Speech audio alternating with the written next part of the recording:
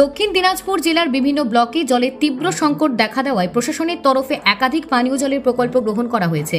সেই অনুযায়ী এবার বালুরঘাট ব্লকের বোয়ালোদার গ্রাম পঞ্চায়েতের রাজুয়া এলাকায় একটি সাবমার্সিবল ভিত্তিক সোলার পানীয় জল প্রকল্পের কাজের সূচনা করা হলো। সোমবার একটি অনুষ্ঠানের মধ্যে দিয়ে কাজের শুভ সূচনা করেন বালুরঘাট পঞ্চায়েত সমিতির সভাপতি অরূপ সরকার। উপস্থিত ছিলেন পঞ্চায়েত সমিতির সদস্যা কল্পনা কিস্কু, বোয়ালোদার পঞ্চায়েতের প্রধান দীপক মাহাতো সহ অন্যান্য জনপ্রতিনিধিরা। জানা গেছে প্রায় 3,40,000 টাকা ব্যয়ে বসানো হচ্ছে পানীয় জলের মেশিন।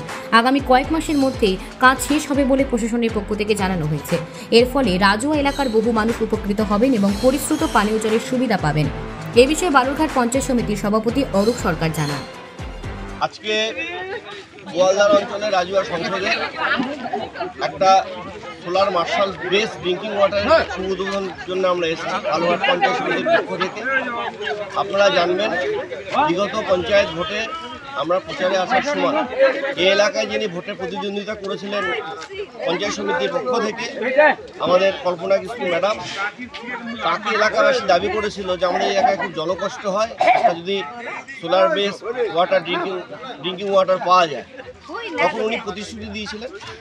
আমাদের মানুষের সরকার যা বলে তাই করে, সেই প্রতিশ্রুতি মোতাবেক আজকে আমাদের এই পরিশ্রুত পানীয় জলের যে প্ল্যান্ট সেই উদ্বোধন করতে আমরা এসেছি।